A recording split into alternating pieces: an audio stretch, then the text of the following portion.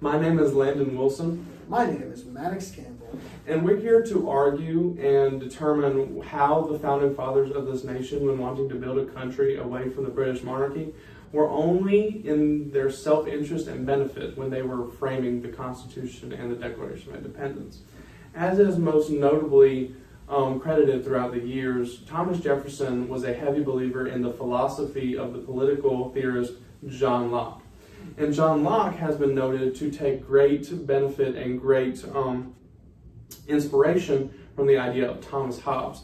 And it is best credited through the Catholic News Agency that after deep research by Dr. William Lucky, Thomas Hobbes had a terrible view of man. And he is stated that without benefit of civil society, human beings would be cutthroat beings. And he is directly quoted saying that seeking power after power, a search which endeth only in death, he is implying that there is a dictatorship is a necessity. A dictatorship being in place so that we don't have this self-governing rule. Because without government, Thomas Hobbes believed that without the benefit that was the civil society that they already lived in, we would, in what Dr. Cavalli had stated during class, a state of nature. So to prevent this state of nature, he thought that there was a direct power that needed to be taken place when building a government. And so how are we going to believe the ideas of the Founding Fathers claiming that they were making a ruling democracy, which is the idea that the ruling people would lead, they would elect, they would choose what the nation was doing when they went forward. So they're lying to the American people that they believe that they are making a democracy when they are taking direct belief from a man who was deeply rooted in the idea that autocracy, the idea of one ruling being, was the necessity and the necessary action of taking a government to the next level. We were trying to get away from an autocracy. That's what the British were doing. The monarchy, under the direction of King George III, was the only ruling power. And so how are you going to make a system different from that when you believe a person who also would have believed in the British monarchy? What I would like to say is that the words slave and slavery are not once brought up in the Constitution. Many of the framers of the Constitution were slaveholders, most notably George Washington and Thomas Jefferson. One of the most common principles set forth by the Constitution is life, liberty, and the pursuit of happiness. The idea that all men are created equal is also set forth.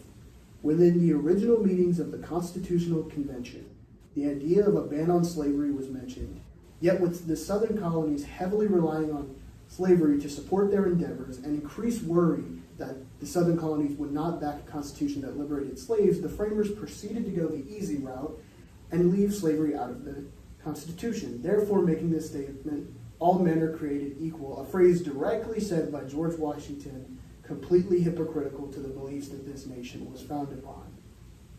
And as I stated, the idea of a ruling power, is what the Founding Fathers were believed in. If they weren't able to get the backing of the people, if they weren't able to get the American colonies rooted behind them, which as they deceived the American people that life, liberty, and the pursuit of happiness is thrown out the door when considering slavery, because Thomas Jefferson and George Washington were not going to give up their slaves. So this idea, okay, they lied to the American people and told them that they were going to lead a democracy when they took inspiration off of a different power. They needed the backing behind the American people because treason in the British monarchy was a heavily punishable crime. So without the backing and without the soldiers to fight this war, the American Revolution, they would have been tried and executed for treason. So it was within their own self-interest to not be killed. It is stated in the Constitutional Convention, everything was nailed shut, sentries at the door. They were trying to keep this hidden from the American people, hidden from the British monarchy, just for their own self-interest to save their own skin. And without these frameworks of Thomas Hobbes, they would not have built a foundation that was strong enough to withhold a revolution against the British monarchy. It's good enough. That's good enough. We were like 10 seconds off, but Good enough. They can pick up the slack. Good. They can pick up the slack. To prove that our founding fathers created a new government not for their own self-interest but for the benefit of the people is by looking at their views. So, like how they viewed King George III. They did not like that it was a monarchy. He had complete power and control over his citizens. And so for them to create a new one, they allowed the citizens to be a part of it and to like vote on like how they wanted things to be run and who they wanted to run their country. We can tell that our founding fathers were not self-interested by all the documents that they created, like the Declaration of Independence and the Articles of Confederation. These are now articles that we have been abiding by so that our government doesn't revert back into a monarchy. For them to be able to bring their views into reality, they gathered everyone together, all the representatives of the states, and they had a proposal. So 2 of those proposals were the Virginia plan and the New Jersey plan.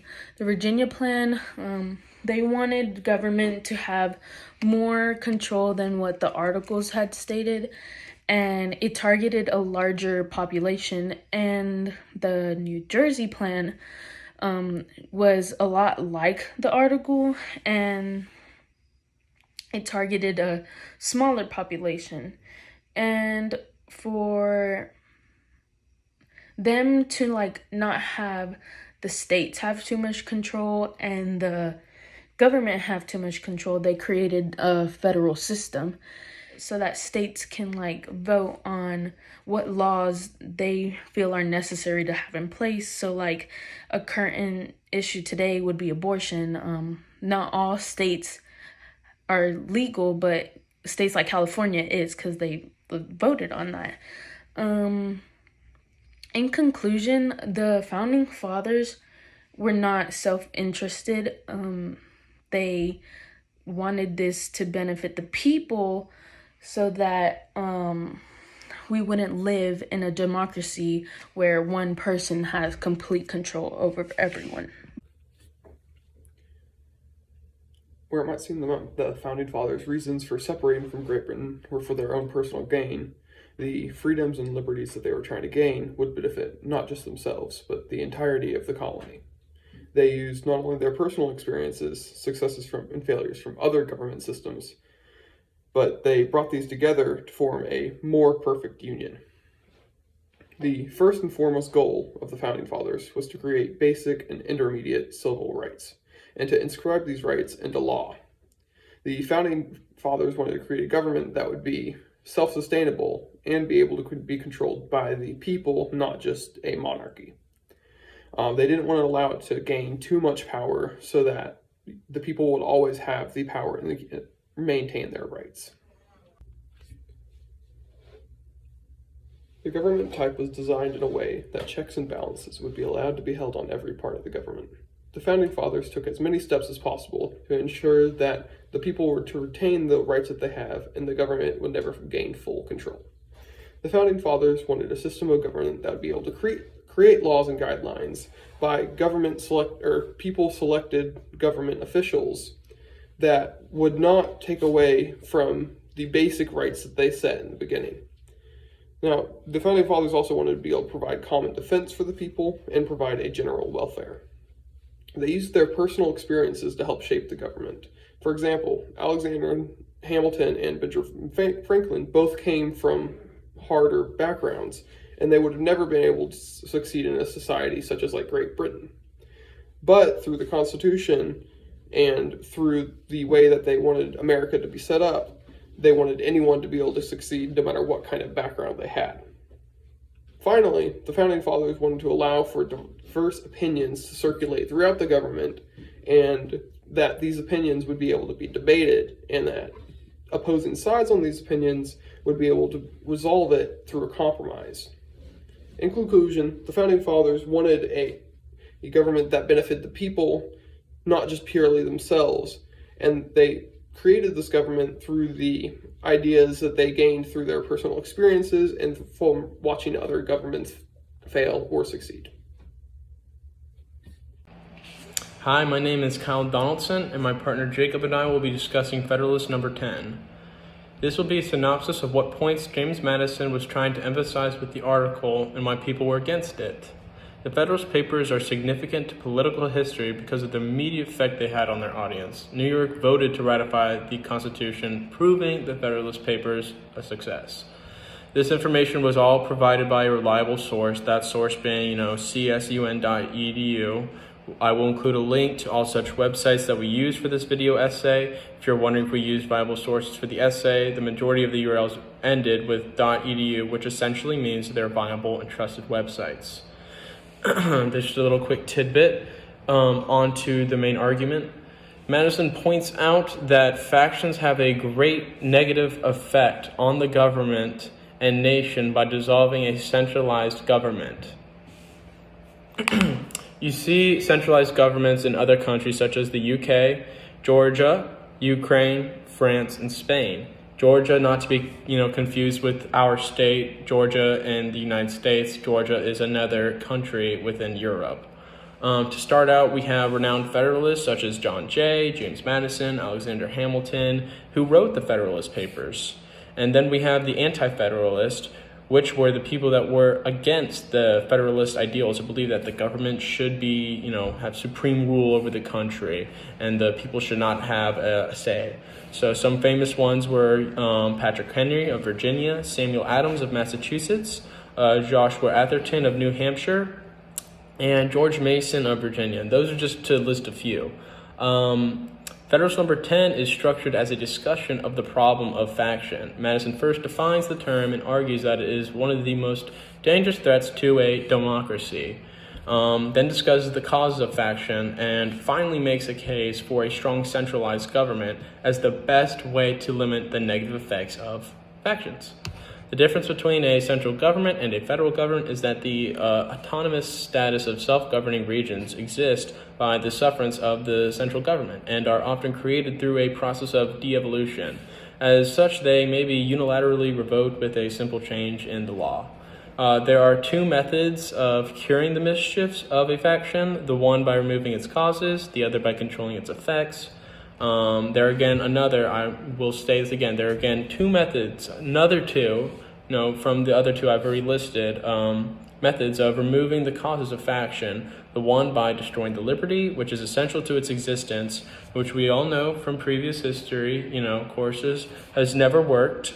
Taking liberty from its citizens, it usually causes revolt, creates revolution within the country, and the other is by giving to every citizen the same opinions and the same passions and the same interest. Hi, my name is Jacob Pruitt. I will be continuing off of what Kyle stated about the Federalist 10 Papers. So to start off with, I'd like to say that Alexander Hamilton in the Federalist 10 is arguing for the ratification of the United States Constitution. In the Federalist 10, Alexander Hamilton states that the second expedient is as impractical as the first would be unwise. As long as the reason of man continues fallible, he is at liberty to exercise it, and many different opinions will be formed. You see this in today's society. Many people have many different opinions on different things. James Madison is stating in this article that he feels that factions are harmful to a country because it divides the people of the nation. You could see kind of the start of this in America with the many different parties, such as the Democratic Party, the Republican Party, the Libertarian Party, and independent parties. These parties bicker back and forth about many different things. In a country that operates off of factions, the faction that has the highest population has the majority say in the different laws and regulations that are set in place. So basically, the country that gets the most votes in the election will have the majority say in what they feel is the best laws and regulations for the country. On the other hand, the factions are in the minority or have the less amount of votes do not really have a say in what laws and regulations are put in place, and this is kind of where it causes tension when the minority doesn't have much of a say, so they kind of bicker back and forth with the majority about what laws and regulations they feel should be put in place. And you see this sort of as a start kind of in today's society in America. Madison states in the article that he feels a republic would be best to help minimize the effects of factions. As you see throughout the world, many countries run it many different ways. Some countries think that factions are the most efficient and best way for a nation. And then on the other hand, some countries think that factions are very dangerous and that a republic is a more efficient and better way to run a country and kind of keep everybody together. Thank you. Hello, I'm Max Pulliam, and I'm Tyler Moon. and we're presenting Federalist Papers 51. So, on February 8th, 1788, Alexander Hamilton and James Madison wrote Federalist Papers 51. These papers presented the purpose of checks and balances within government and why having separation of power is important. Checks and balances ensure that each branch of the government is kept in its own proper place and does not have limitless control. Alright, we're going to do a skit. This is probably the exact situation that inspired Alexander Hamilton or James Madison to come up with the great idea of Federalist Papers 51. You know, this probably happened to them as a kid. I'm gonna be the kid. All right, I'm his mom, aka the executive branch. All right, here we go. Yo, Mom, can I go to the candy store? I veto that idea. Candy's bad for you. It'll ruin your teeth. I just don't think it's a good decision for you to go to the candy store. But Mom, here's the reason why I think I should go. I mean, I've been doing good in school. I mean, Okay. I've been brushing my teeth. I've been flossing. I've been doing all I need to do. Yeah. Let's just. Can I please go? All my friends are going. I turn that idea down. I think it's bad for you, and if you were to go to the candy store every day, your teeth would rot. I just can't let that happen. It's so unfair. I've literally been coming up with this whole description all day. I'm sorry, son.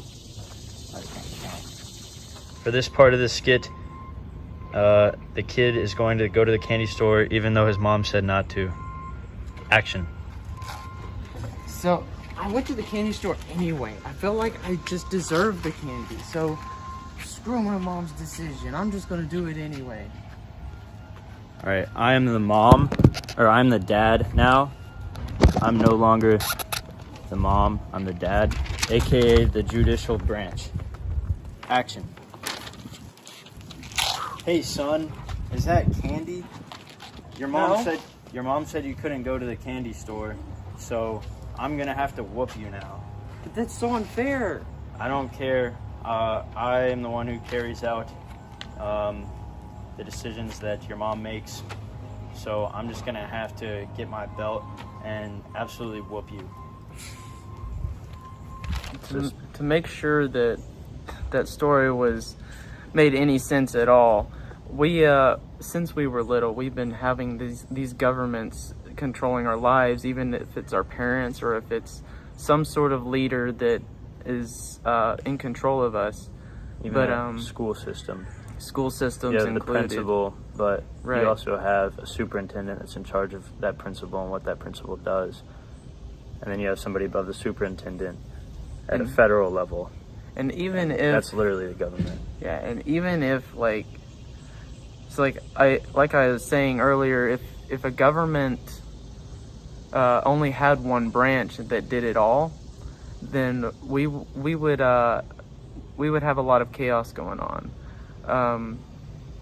because then whoever is creating the laws or is coming up and proposing the laws, they would just be passed anyway because they're all one big group.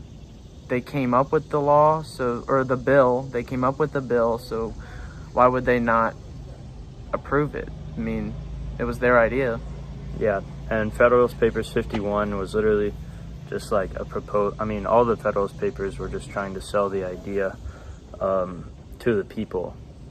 It was like, it was like a infomercial, you know, like they were presenting these ideas to the American people, trying to convince them why, you know, this is what we need. So, And yeah, there's, you know, many things you can take out of the actual papers. There's some good quotes. What was the one? the one that I was including was the If all angels were men, right. or if all men were angels, there would be no need for government. And I think my interpretation of this quote in Federalist 51 is that if we were just miraculously able to do whatever, or like create an environment or a government or whatever, just miraculously, it's like there would be no need for all the steps in the process that we go through in the government. In that skit, I think that's probably the exact situation that Alexander Hamilton was in as a kid that inspired him to create Federalist Papers 51. You know, all jokes aside,